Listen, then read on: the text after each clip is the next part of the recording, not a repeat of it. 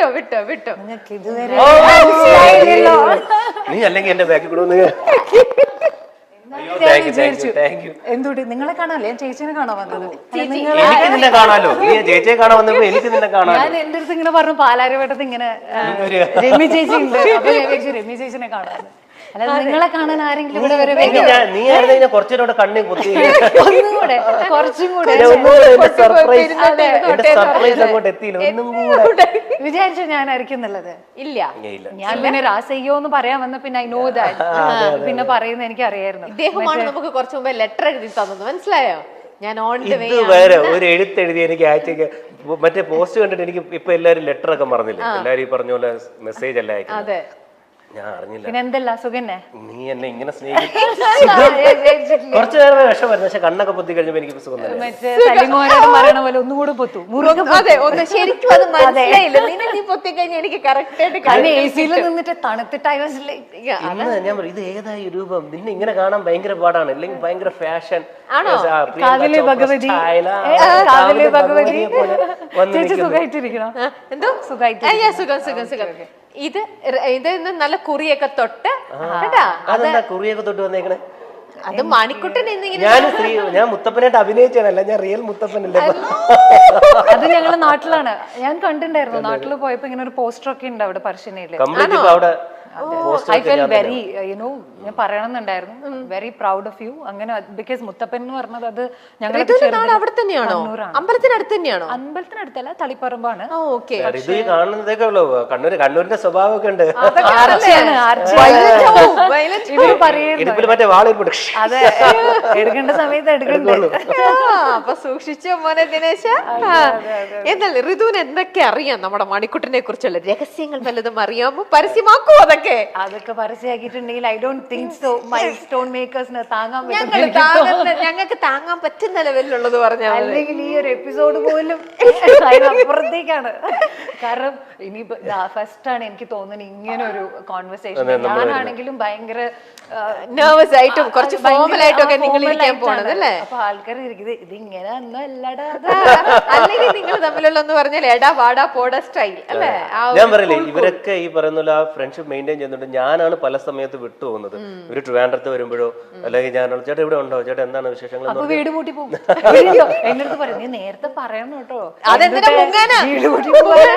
അല്ലാണ്ട് എന്നിട്ട് പറയും ഇന്നലെ വരെ ഞാൻ വിട്ടിട്ടുണ്ട്, ഇന്നിപ്പോ ഞാനും അമ്മയും കൂടെ കുഞ്ഞമ്മേന്റെ വീട്ടിൽ പോയി. ഞാൻ മിക്കപ്പോഴും വരുമ്പോ അപ്പോഴും എവിടെയാണ് ചേട്ടാ, ഞാൻ എറോബിക്സ് ആണ്, ഭയങ്കര ബിസി. ഓ മൈ ഗോഡ്, എന്തത് ഇത് വെറുതെ പറയണതാണോ അതോ അതെനിക്ക് നിങ്ങളാണോ? ഞാൻ ചിലപ്പോ ആ സമയത്തല്ലേ ഭയങ്കര ഡള്ളായിട്ടിരിക്കും. അപ്പൊ വന്ന് കണ്ട ഇതേപോലെ ഇവളെപ്പോഴും വല്ല എന്തിനാണ് ചേട്ടൻ, നിങ്ങൾ 100 ദിവസം നമ്മളൊക്കെ ഒരുമിച്ച് ജീവിച്ച ആൾക്കാരല്ലേ, എന്തിനാ ഇത്ര കോംപ്ലക്സ്? എന്തിനാ മണി ഇത്ര കോംപ്ലക്സ്? അതിന് 100 എത്ര ദിവസം ചോദിച്ചാലും ഞാൻ എപ്പോഴും എന്നെ ഏറ്റവും നല്ല രീതിയിൽ, പ്രത്യേകിച്ച് സ്ത്രീകളുടെ മുമ്പിൽ ഞാൻ പ്രത്യക്ഷപ്പെടുത്തുള്ളൂ. അവിടെ നിങ്ങൾ പറഞ്ഞ് കംപ്ലീറ്റ് ചെയ്യാത്തൊരു സംഭവം ഉണ്ട് ബിഗ് ബോസിൽ, നിങ്ങൾ രണ്ടുപേരും കൂടെ ചേർന്ന് മുഴുമിപ്പിക്കാത്ത. എന്തായിരുന്നു ആ സംഭവം? നമുക്കത് വീഡിയോയിലേക്ക് നോക്കിയാലോ, എന്താണെന്ന് പറ്റി പറയുകയാണെങ്കിൽ ആരൊക്കെ ഋതുവിനെ കളിയാക്കി പാട്ട്, മറ്റേ പാട്ടിന്റെ പേരെന്താ, രാസയ്യോ, ആ പാട്ട് കേട്ട് മടുത്തു എന്ന് ആര് പറഞ്ഞാലും എന്നെങ്കിലും ഋതുവിന് അത് പാടണമെന്ന് തോന്നുന്നെങ്കിൽ എന്റെ ചെവിയിൽ വന്ന് പാടുക. ഈ കാതുകളെന്നും നിനക്ക് ഓപ്പൺ ചെയ്ത് വെച്ചേക്കുന്നതായിരിക്കും. അത് ഋതുവിന്റെ എക്സ്പ്രഷൻ കേട്ടോ, അവന്റെ ഒരു കാത് സാധാരണ ഇവിടെ അങ്ങനെ ശരിക്കും മനസ്സിലായില്ലേ ഈ ഷോ റിയൽ ആണെന്നുള്ളത്.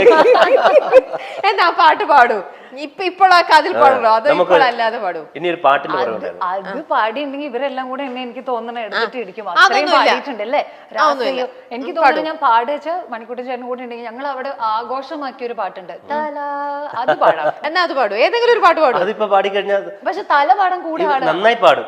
ഈ പറഞ്ഞ ഋതു നന്നായി പാടും. ഋതുവിന്റെ ഒരു പാട്ട് കേൾക്കുക എന്നുള്ളതാണ് ഈ പ്രോഗ്രാമിനെ സംഗീത സാന്ദ്രമാകും. ഒരു കാതല്ല, ഇവിടെ എത്രയോ കാതുകളാണ് പാട്ടുകൾക്കായിട്ട്. പക്ഷെ നിങ്ങൾ തല കൂടെ പാടും. ഓക്കെ, മണിക്കൂട്ടൻ ചേട്ടന്റെ ഫിലിമിലെ ഒരു പാട്ടാണ്. അപ്പൊ ഇത് ഞങ്ങൾ അവിടെ ആഘോഷമാക്കിയ ഒരു പാട്ടാണ്. ഞങ്ങൾ ഇത് ലാലേട്ടന് വേണ്ടിയിട്ടും ഒക്കെ ഇത് ഞങ്ങൾ കൂടുതൽ പ്രാവശ്യം ഞങ്ങൾ എല്ലാവരും പാടിയിട്ടുണ്ട്. ഓക്കെ, അതിലൊരു മണിയുണ്ട്, അതാണ് ആ പാട്ടിലൊരു മണിയുണ്ട്. ഇരിക്കട്ടെ അപ്പോ. ഓക്കെ. നൊമ്പരം കളയും നാളം നീ, സ്നേഹമണിനാദം നീ, ജീവിതം വെറുതെ വാടുമ്പോൾ കുമ്പിളിൽ നിറനിറയെ നീ തുള്ളിത്തുള്ളും മധുവല്ലേ, നീയുള്ളിനുള്ളിൽ നാനവല്ലേ, നീ തീരത്തുള്ള തണലല്ലേ, എരിന്റെ തിരിയേ നല്ലിടയനു നീ.